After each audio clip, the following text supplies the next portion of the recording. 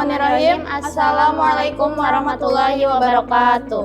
Kami dari SMA Al Islam Boarding School ingin memaparkan hasil penelitian kami yang berjudul Hubungan antara overthinking dengan self-harm dalam pertemanan di lingkungan Pondok Pesantren Modern Al Islam. Pertama-tama, apa itu masa remaja? Masa remaja merupakan masa peralihan antara masa kanak-kanak dengan masa dewasa. Menurut WHO, batasan usia remaja menurut WHO ialah 12 hingga 24 tahun. Masa ini diawali ketika individu mengalami pubertas atau kematangan seksual dengan ditandai oleh perubahan atau peralihan baik dalam aspek hormonal, aspek kognitif, aspek fisik, maupun aspek psikososial. Dengan banyaknya perubahan yang terjadi, menurut Sigmund Freud dalam buku Theories of Developmental, masa ini dipandang dengan masa yang penuh konflik, karena individu yang tidak dapat beradaptasi dengan perubahan-perubahan akan mengalami masalah atau overthinking.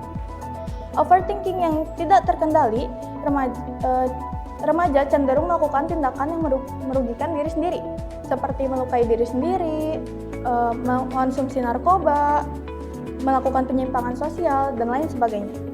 Perilaku melukai diri sendiri atau self-harm merupakan suatu bentuk perilaku yang dilakukan untuk mengatasi tekanan sosial dengan cara menyakiti atau merugikan diri sendiri tanpa bermaksud untuk bunuh diri.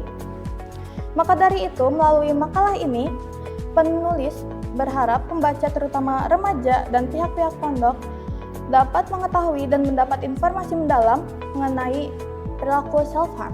Penelitian ini dilakukan melalui penelitian kuantitatif dengan strategi asosiatif dan metode survei. Dalam penelitian ini kami mengidentifikasi adakah hubungan kasual atau sebab akibat antara overthinking dengan self-harm. Metode survei yaitu penelitian yang menggunakan angket sebagai alat penelitian yang disebarkan kepada populasi besar ataupun populasi kecil.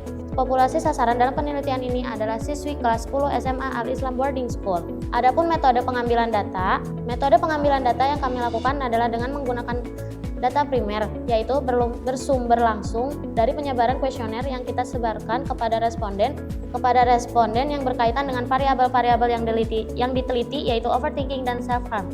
Adapun metode pengumpulan data yaitu menggunakan metode studi lapangan atau field study dengan cara menyebarkan kuesioner terlebih dahulu kepada responden yang berisi 30 pernyataan terkait keduanya. Setelah menyebarkan kuesioner dilanjut observasi yaitu pengamatan secara langsung kepada siswi kelas 10 dengan melakukan wawancara. Kuesioner yang digunakan adalah kuesioner yang kita buat berisi 30 pernyataan, diantaranya 10 pernyataan mengenai overthinking, 10 pertanyaan mengenai tradisi self-harm, dan 10 pernyataan terkait keduanya. Kuesioner disebarkan kepada 55 responden yang merupakan siswi kelas 10 SMA Al Islam Boarding School. Penyebaran kuesioner ini dilakukan secara langsung oleh peneliti. Peneliti menyebarkan kuesioner dengan cara membagikan kertas kepada responden dan responden langsung mengisinya dan langsung mengumpulkannya kepada kami saat itu juga. Rangkuman hasil penyebaran kuesioner kita tunjukkan dalam tabel yang berisi kuesioner yang disebarkan sebanyak 55 kuesioner yang tidak kembali sebanyak 2 kuesioner yang kembali sebanyak 53 kuesioner yang tidak dapat diolah sebanyak 3 kuesioner, dan kuesioner yang kita olah sebanyak 50 kuesioner.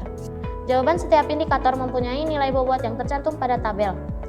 Alternatif jawaban A, ya, memiliki nilai 2 dan alternatif jawaban tidak memiliki nilai 1. Maka dapat diketahui dari 50 kuesioner yang menjawab ya dan tidak kita cantumkan dalam diagram batang. Berdasarkan hasil diagram pernyataan pada kategori self-harm, mayoritas dari mereka melakukannya. Dengan demikian nilai yang diperoleh dari menjawab tidak, nilai skornya sebanyak 372. Sedangkan yang menjawab iya, nilai skornya sebanyak 126. Selain itu, siswi yang mengalami overthinking pada masalah pertemanan, yang menjawab tidak, nilai skornya sebanyak 17, dan yang menjawab iya, nilai skornya sebanyak 483.